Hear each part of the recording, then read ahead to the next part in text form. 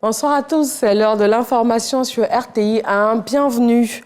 Dans le cadre d'une visite de travail qu'il effectue en France, le Premier ministre Patrick Cachy a une séance de travail ce matin avec Bruno Le Maire, le ministre français de l'économie et des finances.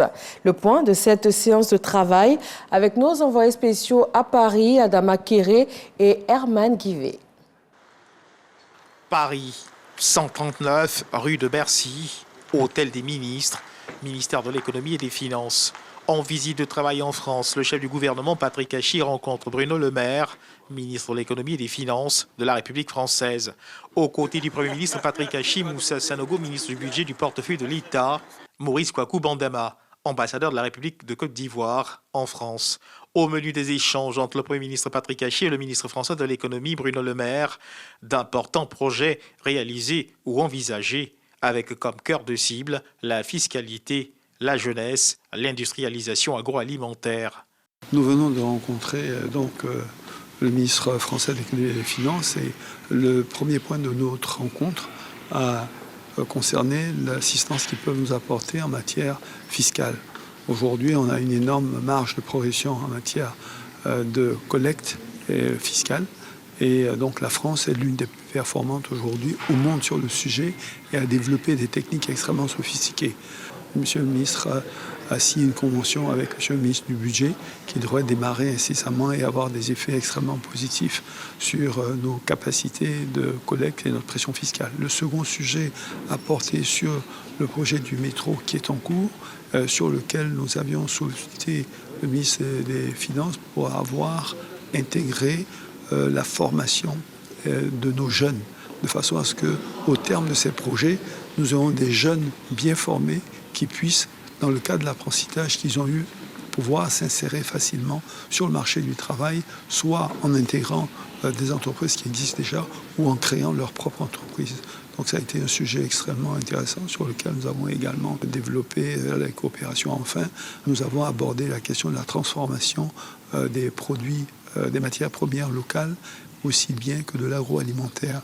La France dispose d'industriels dans le secteur de l'agroalimentaire qui sont extrêmement performants, ainsi que de la distribution également, mais a fait d'énormes progrès également en matière agricole. Donc sur ces secteurs également, il s'est prêté aux requêtes que nous avons formulées sur instruction de M. le Président de la République.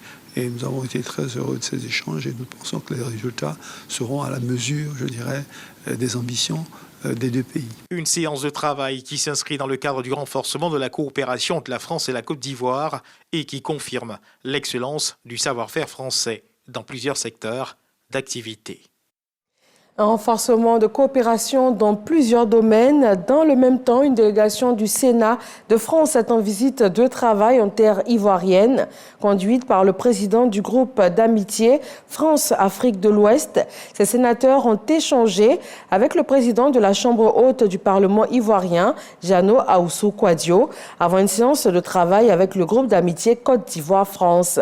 Coopération décentralisée, transformation de produits agricoles et lutte contre le terrorisme ont constitué le menu de ces travaux. Campagne risicole, le constat est amer. Malgré l'énorme potentiel, la Côte d'Ivoire peine à assurer son autosuffisance en riz. Le déficit s'élève à presque la moitié des besoins. En lançant ce lundi la campagne risicole, le ministre de l'Agriculture et du Développement rural, Kobena Kwasi Adjoumani, a plaidé pour la réorganisation en profondeur de la filière, question d'améliorer la production et réduire en même temps la dépendance aux importations. Sur invitation de la ministre fédérale allemande de l'Éducation et de la Recherche, les pays membres du Centre d'excellence ouest-africain en matière de changement climatique et de l'hydrogène vert et du Centre de services scientifiques d'Afrique australe pour le changement climatique et la gestion adaptative des terres sont à Berlin afin de célébrer les 10 années d'existence de ces deux centres. Pour cette première journée, les parties prenantes ont procédé à la signature signature d'une déclaration conjointe d'intention. La Côte d'Ivoire est représentée sur place par Adama Diawara, le ministre de l'Enseignement supérieur et de la Recherche scientifique. Dans l'actualité internationale, au Mali, la maison de la presse de Bamako a été saccagée en plein lancement d'une nouvelle plateforme de l'opposition. Rix, klaxons, jets de chaises, des casseurs se sont introduits dans l'édifice pour perturber la conférence de presse qui réunissait une plateforme d'une dizaine de partis politiques et d'organisations de la société civile opposées au projet de réforme constitutionnelle et favorables à des élections civiles.